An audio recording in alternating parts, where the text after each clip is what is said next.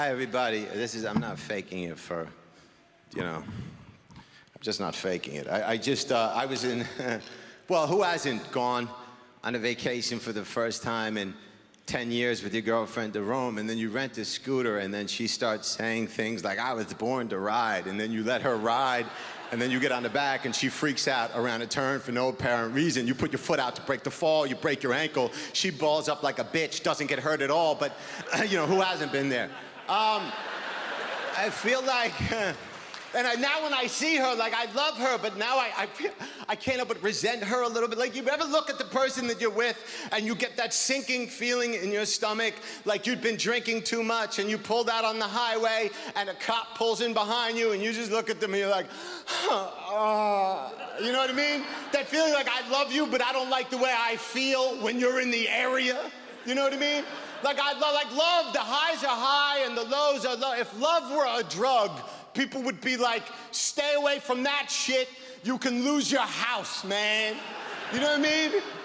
It's like, we would get into these situations where I didn't even like her at first. You know what I mean? Like, I met her and she was dressed in these tights. You ever meet somebody wearing something, you're like, what? She had these tights and you could see her thing, it looks like a sand crab wrapped in cellophane. I don't know at what point tights became pants, you know what I mean? Tights for years were worn under clothes, and at some point tights looked up, said, get the hell out of the way, we're now pants. They look like vagina mittens. They're not really pants. And my point is, dress honestly. I met her in Hollywood, and I don't like meeting people there. And she had that face, that Hollywood face? She looked like she was eating a lollipop, but there was no lollipop. She was like, She looked like an advertisement for a store that sells head, you know what I mean? Like this, And I asked her to go back to my place, and she was offended. She goes, I don't know who you think I am. I was like, well, what do you mean? Dress honestly, man. I don't walk into a bar with a helmet under one arm and a pair of chaps, and somebody's like, hey, do you ride? And I'd be like, the fuck made you think I ride, man?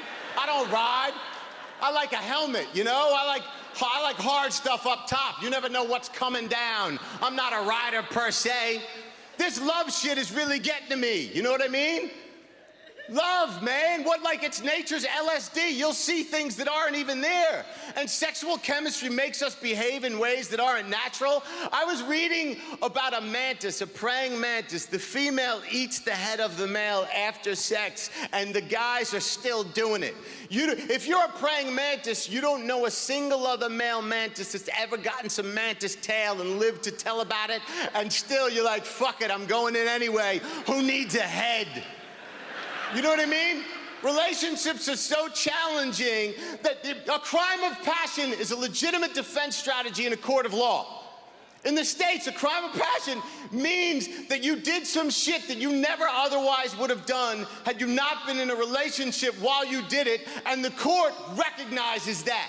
It means the prosecutor said to the defendant, did you or did you not kill your spouse? And the prosecutor is like, did you not kill your spouse? And the guy's like, she wouldn't shut the fuck up. And the judge is like, we understand. You know what I mean? And she had actual mental problems. And I needed to be in a relationship so badly, I said, fuck it. Because she cleaned things so well, I thought it would get better. But it never got better. She had an actual personality dissociative disorder. That means that she experienced so much trauma as a kid, she got to a point in her life where she couldn't argue with someone as an adult. She would break off from herself and become someone else. She literally would go from an adult to a 15-year-old to a raccoon. You ever argue with a raccoon? We had a normal argument would turn into some strange kind of, once I said, you're late, and she goes, no, I'm not. And I said, yeah, you are. And then she goes, I was feeding the dog. And I said, okay, but you're late. And then she goes, I was doing laundry. It's like, you may have been doing all these things. It's not a subjective conversation. My cell phone is set by a satellite. You are, in fact, fucking late. And then she goes full raccoon. She's like, You ever argue with a raccoon? You can't agree on the meaning of words. You're like, get out of the garbage. The raccoon is like, is this garbage? You know what I mean? And then it gets to the point where we began having arguments that didn't make any sense. It was like a Twilight Zone episode. I was in the car with her, and out of nowhere, she turned to me and she goes, "To each his own." And I said, "What do you mean?" And she goes, "I mean, to each his own." I was like, "I heard what you said. I don't know what it is that you mean." And then she goes, "You don't know what it means?" I was like, "I know what it means. I don't know what you mean by it." And then she goes, "Why are you yelling?" I was like, "What the fuck is going on, man?" And then I broke the turn signal off the column and stuck it in my leg to prevent me from killing both of us right on the highway. You ever get into a highway argument where you want to communicate the level of frustration that you've been experiencing, and you see the divider on the highway, and you just want to take the car and bounce it off the wall. Just bye-bye, bye-bye. And then I wanted to see her start crying and go, "Why are you doing this?" Like, to each his own, motherfucker. Have a good night, everybody. Thank you for listening. God bless. And you're wearing a long sleeve shirt, sir, with the sleeves rolled up. You wore the wrong shirt. You should have worn a short sleeve shirt. You underestimated indoor night heat. Step it up, buddy.